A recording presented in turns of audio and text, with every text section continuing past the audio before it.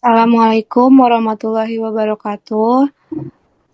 Kami dari kelompok 2 FM23C akan mempresentasikan hasil diskusi kami dari mata kuliah farmakoterapi infeksi yang berjudul sinusitis. Kami beranggota 3 orang. Dipoja Matur. Saya Naila Ramadhania Dinata. Saya Amira Ramadhani.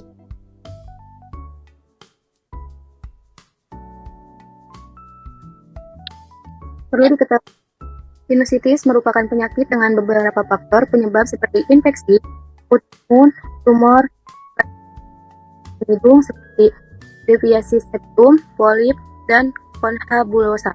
Pada proses diagnosis deviasi septum sering diabaikan dan terjadi perbedaan penilaian pada pemeriksaan endoskopi, sehingga dapat berdampak negatif pada ketepatan diagnosis dan tata laksana. Penelitian menunjukkan bahwa deviasi septum osteometrial faktor diagnosis akan berdampak meningkatnya kejadian sinusitis.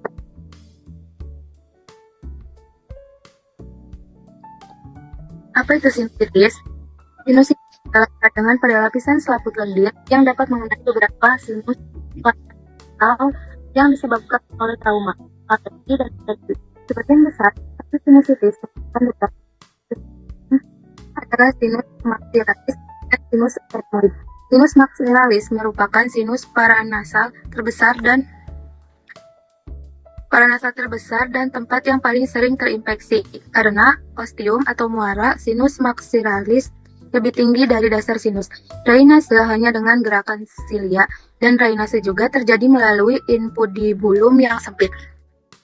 Sinus adalah rongga berisi udara di tengkorak dan dilapisi oleh selaput lendir yang mengelilingi rongga hidung. Sinus dibagi menjadi 4, antara lain sinus maxillaris di tulang maksila, sinus ethmoidalis di tulang ethmoid, sinus protalis di tulang protal, dan sinus sphenoidalis di tengah tengkorak di bawah tulang sela tuksika.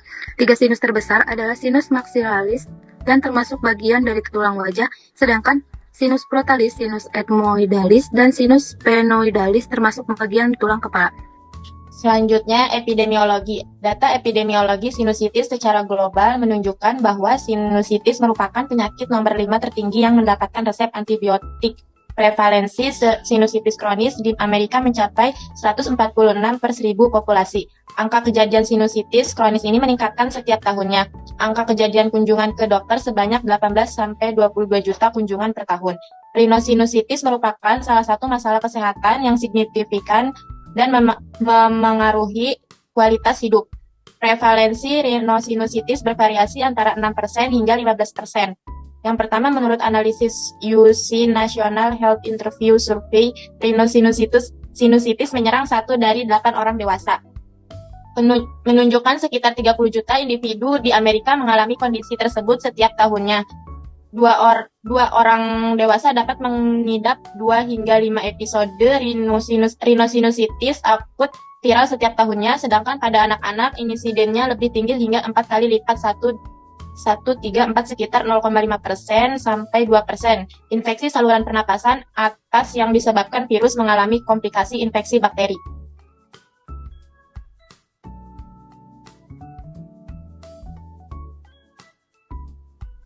Patofisiologi pada umumnya sinusitis diawali karena adanya infeksi saluran napas atas yang disebabkan oleh adanya bakteri. Infeksi tersebut akan menyebabkan inflamasi mukasa yang menyebabkan aliran keluar mukus dari sinus menjadi terganggu, sehingga mukus yang terperangkap dalam rongga sinus menciptakan suatu lingkungan yang mempermudah pertumbuhan bakteri sehingga terjadi sinusitis.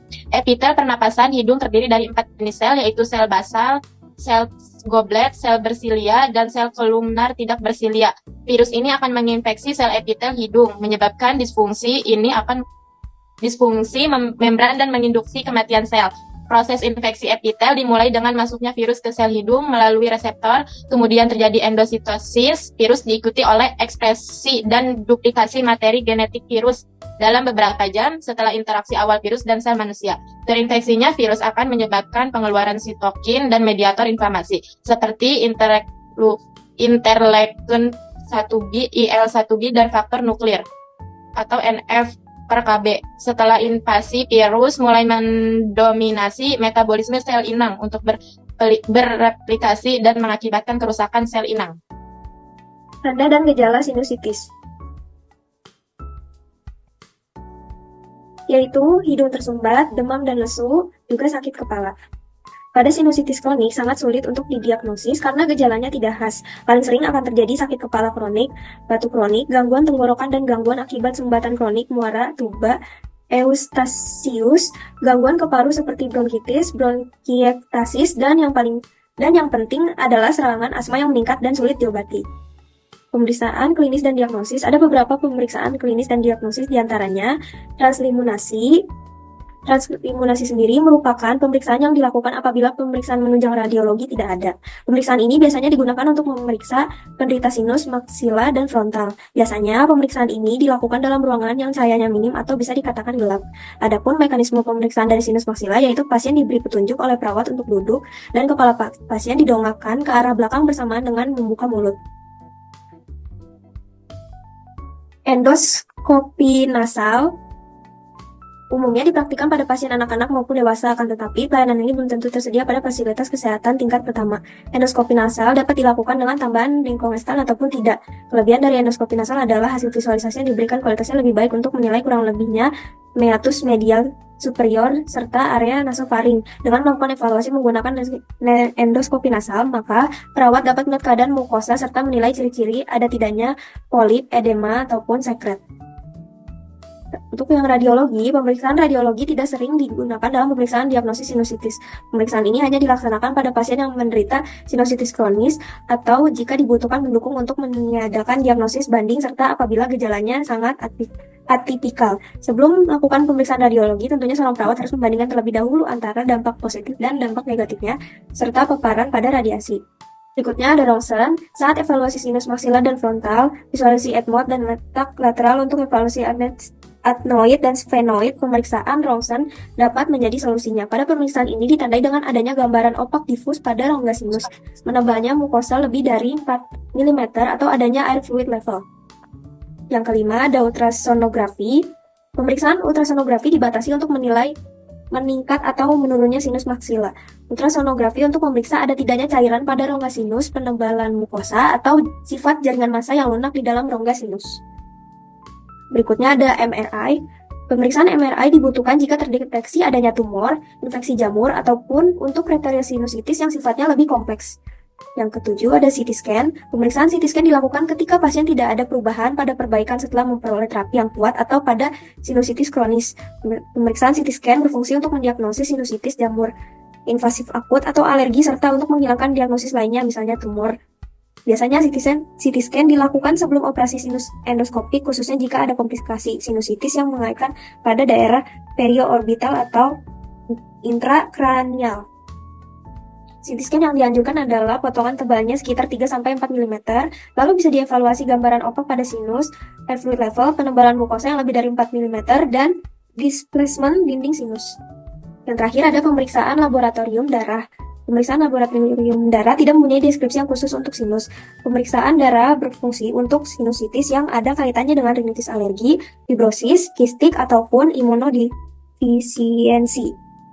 Pemeriksaan ini bisa terjadi kemungkinan masih dalam batas normal atau leukosis pada sinusitis bakterial yang sudah parah.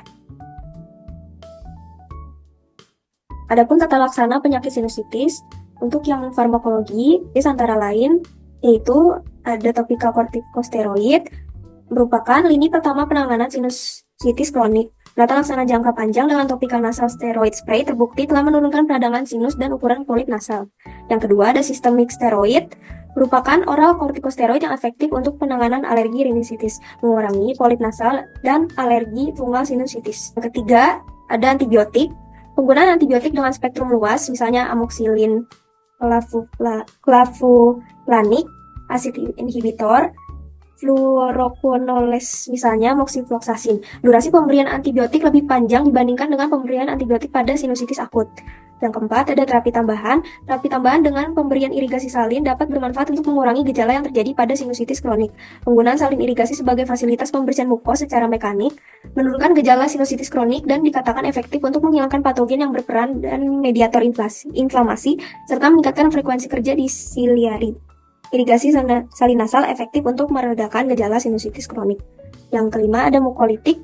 Guanifesin dijelaskan bahwa efektif sebagai ekspektoran dan secara teori bermanfaat untuk menghilangkan mukus yang membandel dari sinus. Yang keenam, ada antihistamin. Antihistamin dapat diberikan adalah antihistamin generasi kedua. Tidak ada bukti klinis yang membuktikan bahwa pemberian antihistamin pada pasien dengan sinusitis kronik dapat mengurangi gejala, tapi dilaporkan bahwa antihistamin bermanfaat pada pasien dengan alergi inhalan. Yang terakhir, ada dekongestan. Penggunaan dekongestan tidak adekuat untuk penata laksanaan sinusitis kronik untuk jangka panjang, namun akan bermanfaat bila terdapat ekravasi akut dalam jangka pendek yang disebabkan oleh virus. Adapun tata laksana non-farmakologi, pada penanganan non-farmakologis dilakukan dengan teknik distraksi relaksasi yang efektif bagi pasien. Non-farmakologis, teknik distraksi relaksasi yang dapat dilakukan secara mandiri oleh pasien untuk mengontrol nyeri jika timbul. Kemudian dikolaborasikan dengan dokter untuk pemberian analgetik untuk meredakan nyeri. Implementasi dapat berjalan dengan baik karena pasien kooperatif mau mendengarkan serta melakukan apa yang diarahkan serta dapat dukungan dari keluarga.